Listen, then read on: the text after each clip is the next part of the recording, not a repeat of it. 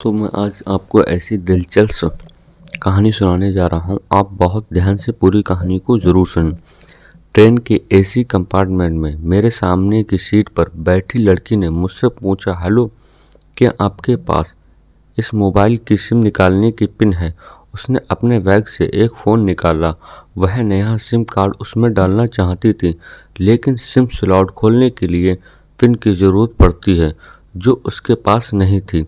मैंने हाँ में गर्दन हिलाई और अपने क्रॉस बैग से पिन निकालकर लड़की को दे दी। लड़की ने थैंक्स कहते हुए पिन ले ली और सिम डालकर पिन मुझे वापस कर दी। थोड़ी देर बाद वो फिर से उधर उधर ताकने लगी। मुझसे रहा नहीं गया, मैंने पूछ लिया, कोई परेशानी हो? वो बोली, सिम स्टार्ट नहीं हो रही। मैंने मोबाइल मांगा, उसने दे दिया। मैंने उससे कहा कि सिम अभी एक्टिव नहीं हुई है, थोड़ी देर में हो जाएगी।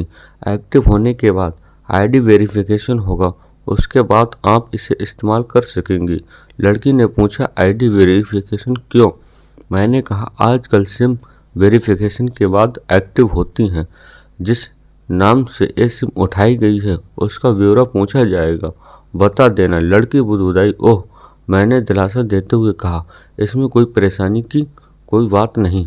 वो अपने एक हाथ से दूसरा हाथ दबाती रही, मानो किसी परेशानी में हो।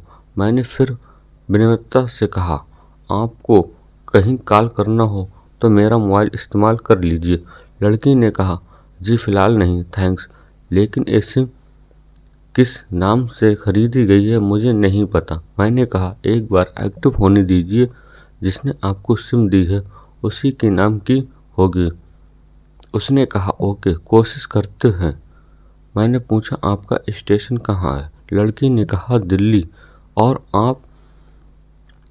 लड़की ने मुझसे पूछा। मैंने कहा, दिल्ली ही जा रहा हूँ, एक दिन का काम है। आप दिल्ली में रहती हैं? हाँ या? लड़की बोली, नहीं, दिल्ली में कोई काम नहीं है, ना ही मेरा घर है वहाँ। तो मैं उत्सुकतावश पूछा। वो बोली, दरअसल ये दूसरी ट्रेन है जिसमें आज मैं हूँ, और दिल्ली से तीसरी गाड़ी पकड़नी है, फिर हमेशा के लिए आज़ाद। लेकिन किस तरह की कैद से? मुझे फिर जिज्ञासा हुई, किस कैद में थी ये कमसिन अल्हड़ सी लड़की? लड़की बोली, उसी कैद में थी जिसमें हर लड़की होती है, जहाँ घर वाले कहें शादी कर लो, जब जैसा कहें वैसा करो। मैं घर से भाग चुकी हूँ। मुझे ताज्जुब हुआ, मगर अपने ताज्जुब को छुपाते हुए मैंने हंसते हुए पूछा, अकेली भाग रही हो? आपके साथ कोई नज़र नहीं आ रहा है। वो बोली, अकेली नहीं, साथ में कोई। कौन? मेरे प्रश्न ख़त्म नहीं हो रहे थे। दिल्ली से एक और ट्रेन पकड़ूंगी, फिर अगले स्टेशन पर वो जनाब मिलेंगे, और उसके बाद हम किसी को नहीं मिलेंगे। ओह, तो ये प्यार का मामला है? उसने कहा, जी। मैंने उसे बताया कि मैंने भी लव मैरिज की है। यह बात सुनकर वो खुश हुई, बोली, वाह, कैसे, कब? लव मैरिज की बात सुनकर वो मुझसे बात करने में रुचि लेने लगी। मैंने कहा, कब, कैसे, कहाँ? वो मैं बाद में बताऊंगा, पहले आप बताओ, आपके घर में कौन कौन है? उसने होशियारी पर बरतते हुए कहा, वो मैं आपको क्यों बताऊं? मेरे घर में कोई भी हो सकता है, मेरे पापा, माँ, भाई, बहन, या हो सकता है भाई ना हो या सिर्फ बहनें हो, या ये भी हो सकता है कि बहनें हो ना हो और दो चार गुस्सा करने वाले बड़े भाई हों। मतलब मैं आपका नाम भी नहीं पूछ सकता? मैंने काउंटर मारा। वो बोली, कुछ भी नाम हो सकता है, मेरा टीना, मीना, रीना, कुछ भी। बहुत बातूनी लड़की थी वो। थोड़ी इधर उधर की बातें करने के बाद उसने मुझे टॉफ़ी दी, जैसे छोटे बच्चे देते हैं। क्लास में बोली, आज मेरा बर्थडे है। मैंने उसकी हथेली से टॉफ़ी उठाते बधाई दी और पूछा, कितने साल की हो गई हो? वो बोली, 18। मतलब भागकर शादी करने की कानूनी उम्र हो गई आपकी? वो हंसी। कुछ ही देर में काफ़ी फ्रैंक हो चुकी थी। हम दोनों जैसे बहुत पहले से जानते हों एक दूसरे को। मैंने उसे बताया कि मेरी उम्र 35 साल है, यानी 17 साल बड़ा हूँ। उसने चुटकी लेते, तो नहीं रहे हो? मैं मुस्कुरा दिया। मैंने उससे पूछा, तुम घर से भाग कर आई हो? तुम्हारे चेहरे पर चिंता जरा सा भी नहीं है। इतनी बेफिक्र मैंने पहली बार देखी। खुद की तारीफ सुनकर वो खुश हुई, बोली मुझे उन जनाब ने, मेरे लवर ने पहले ही समझा दिया था कि जब घर से निकलो तो बिल्कुल बिंदास रहना, घर वालों के बारे में बिल्कुल मत सोचना, बिल्कुल अपना मूड खराब मत करना, सिर्फ मेरे और हम दोनों के बारे में सोचना, और मैं वही कर रही हूँ। मैंने फिर चुटकी ले कहा, उसने तुम्हें मुझ जैसे अनजान मुसाफिरों से दूर रहने के लिए सलाह नहीं दी। उसने हंसकर जवाब दिया, नहीं, शायद वो भूल गया हो। ये बात बताना। मैंने उसके प्रेमी की तारीफ करते हुए कहा, वैसे तुम्हारा बॉयफ्रेंड काफ़ी टैलेंटेड, उसने किस तरह से तुम्हें अकेले घर से रवाना किया, नई सिम, मोबाइल दिया, 3 ट्रेन बदलवाई ताकि कोई ट्रैक न कर सके। Very talented personal. लड़की ने हामी भरी, बोली बहुत टैलेंटेड है वो, उसके जैसा कोई नहीं। मैंने उसे बताया कि मेरी शादी को 10 साल हुए हैं, एक बेटी 8 साल की है और एक बेटा 1 साल का है। ये देखो उनकी तस्वीरें। मेरे फ़ोन पर बच्चों की तस्वीरें देखकर उसके मुंह से निकल गया, सो क्यूट। मैंने उसे बताया कि ये जब पैदा हुई तब मैं कुवैत में था, एक पेट्रो कंपनी में बहुत अच्छी जॉब थी मेरी, बहुत अच्छी सैलरी थी। फिर कुछ महीनों बाद मैंने वो जॉब छोड़ दी और अपने ही कस्बे में काम करने लगी। लड़की ने पूछा, जॉब क्यों छोड़ दी? मैंने कहा, बच्चों की पहली बार गोद में उठाया तो ऐसा लगा कि जैसे मेरी दुनिया मेरे हाथों में है। 30 दिन की छुट्टी पर घर आया था, वापस जाना था लेकिन जा ना सका। इधर बच्ची का बचपन खर्च होता रहा, उधर मैं पूरी दुनिया कमा लूं तब भी घाटे का सौदा है। मेरी 2 टके की नौकरी, बचपन उसका लाखों का। उसने पूछा, क्या बीवी बच्चों को साथ नहीं ले जा सकते वहाँ? मैंने कहा, काफ़ी टेक्निकल मामलों से गुजरकर एक लंबे समय के बाद रख सकते हैं। उस वक्त ये मुमकिन नहीं था। मुझे दोनों में से एक को चुनना था, आलीशान रहन सहन के साथ, नौकरी या परिवार। मैंने परिवार चुना। अपनी बेटी को बड़ा होते देखने के लिए कुवैत वापस गया था, लेकिन अपना इस्तीफा देकर लौट आया। लड़की ने कहा, वेरी इम्प्रेसिव। मैं मुस्कुराकर खिड़की की तरफ देखने लगा। लड़की ने पूछा, अच्छा आपने तो लव मैरिज की थी ना, फिर ये आप भागकर कहाँ गए थे? कैसे रहे और कैसे गुजारा वो वक्त? उसके हर सवाल और हर बात में मुझे महसूस हो रहा था कि ये लड़की लड़कपन के शिखर पर है, बिल्कुल नासमझ है, मासूम है, छोटी बहन सी। मैंने उसे बताया कि हमने भागकर शादी नहीं की, और ये भी है कि उसके पापा ने मुझे पहली नज़र में ही सख्ती से रिजेक्ट कर दिया था। उन्होंने आपको रिजेक्ट क्यों किया? लड़की ने पूछा। मैंने कहा, रिजेक्ट का कुछ भी कारण हो सकता है, मेरी जाति, मेरा काम, मेरा परिवार। बिल्कुल सही। लड़की ने सहमति दर्ज कराई और आगे पूछा, फिर आपने क्या किया? मैंने कहा, मैंने कुछ नहीं किया, उसके पिता ने रिजेक्ट कर दिया। वहीं से मैंने अपने बारे में अलग से सोचना शुरू कर दिया। खुशबू ने मुझसे कहा कि भाग चलते हैं। मेरी वाइफ का नाम खुशबू है। मैंने तो टूक मना कर दिया। वो 2 दिन तक लगातार जोर देती रही कि भाग चलते हैं। मैंने मना करता रहा। मैंने उससे समझाया कि भागने वाले जोड़े में लड़की की इज्जत पर कोई खास फर्क नहीं पड़ता, जबकि लड़की के पूरे कुल की इज्जत धुल जाती है।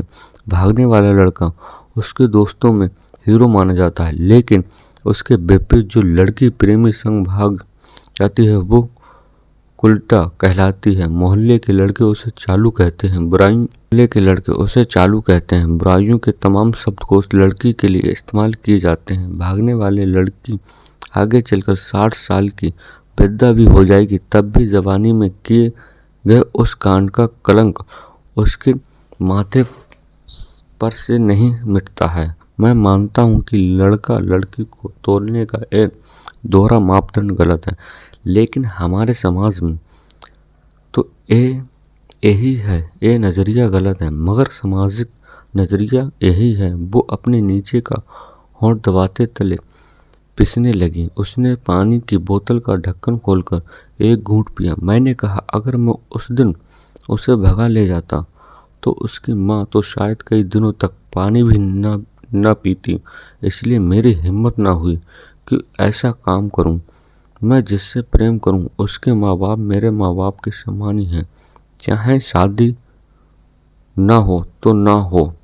कुछ पल के लिए वो सोच में पड़ गई, लेकिन मेरे बारे में और अधिक जानना चाहती थी। उसने पूछा, फिर आपकी शादी कैसी हुई? मैंने बताया कि खुशबू की सगाई कहीं और कर दी गई थी।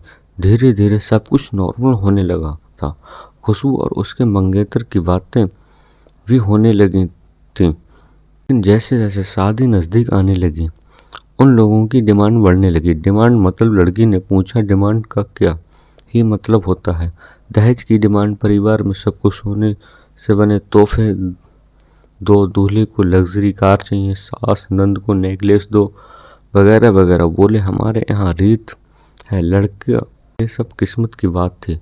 लड़की बोली, चलो अच्छा हुआ आप मिल गए, वरना वो गलत लोगों में फंस जाती। मैंने कहा, जरूरी नहीं कि माता पिता का फैसला हमेशा सही हो, और ये भी जरूरी नहीं कि प्रेमी जोड़ी की पसंद सही हो। दोनों में से कोई भी गलत या सही हो सकता है। काम की बात यहाँ यह है कि कौन ज़्यादा वफादार है। लड़के ने फिर से पानी का घूंट लिया और मैंने भी। लड़की ने तर्क दिया कि हमारा फैसला गलत हो जाए तो कोई बात नहीं, उन्हें गलत नहीं होनी चाहिए। मैंने कहा, फैसला ऐसा हो जो दोनों का हो, बच्चों और माता पिता दोनों की सहमति, वो सबसे सही है। बुरा मत मानना, कहना चाहूँगा कि तुम्हारा फैसला तुम दोनों का है, जिसमें तुम्हारे पेरेंट्स शामिल नहीं हैं। ना ही तुम्हें इश्क का असली मतलब पता है। अभी उसने पूछा, क्या इश्क का क्या सही अर्थ है? मैंने कहा, तुम इश्क में तुम अपना सब कुछ छोड़ चली। आइए, ये सच्चा इश्क है। तुमने दिमाग पर जोर नहीं दिया, ये इश्क है। फायदा नुकसान नहीं सोचा, ये इश्क है। तुम्हारा दिमाग दुनियादारी की फितूर से बिल्कुल खाली था। उस खाली जगह में इश्क का फितूर भर दिया गया है। जिन जनाब ने इश्क को भरा, क्या वो इश्क में नहीं है? यानी तुम जिसके साथ जा रही हो वो इश्क में नहीं है। बाकी होशियारी हीरो गोरी में है। जो इश्क में होता है वो इतनी प्लानिंग नहीं कर पाता, 3 ट्रेनें नहीं बदलवा पाता, उसका दिमाग इतना काम ही नहीं कर पाता। कोई कहीं में आशिक हो और वो शातिर भी हो, यह नामुमकिन है। मजनू इश्क में पागल हो गया, लोग पत्थर मारते थे उसे। इश्क में उसकी पहचान तक मिट गई।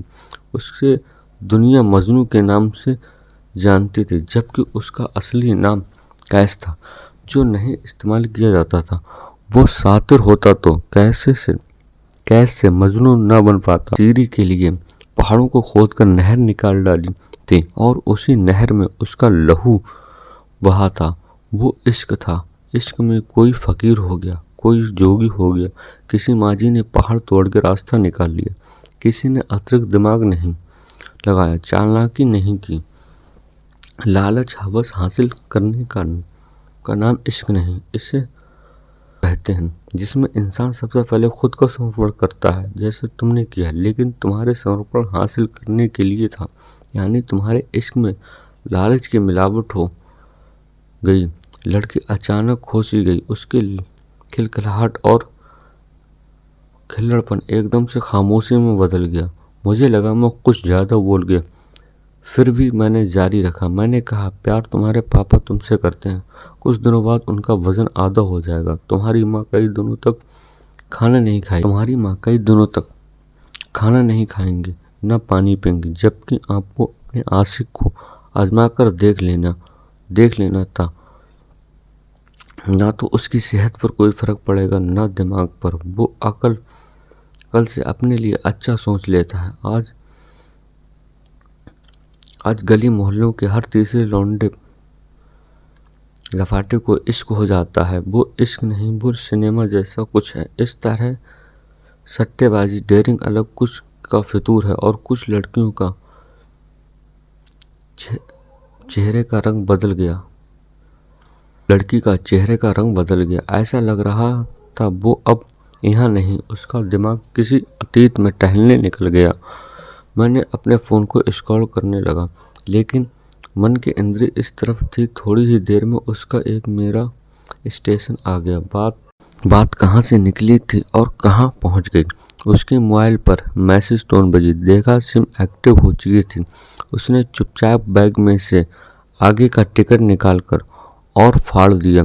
मुझे कहा एक कॉल करना, मैंने मोबाइल दिया। उसने नंबर डायल करके कहा सॉरी पापा, और सामने से पिता भी फ़ोन पर बेटी को संभालने की कोशिश करने लगे। उसने कहा पिता आप बिल्कुल चिंता मत कीजिए, मैं घर आ रही हूँ। भावनाओं का सागर उमड़ पड़ा। हम ट्रेन से उतरे। उसने फिर से पिन मांगी, मैंने पिन दी। उसने मोबाइल से सिम निकालकर फिर उसने पिन मांगी, मैंने पिन दे दी। उसने मोबाइल से सिम निकालकर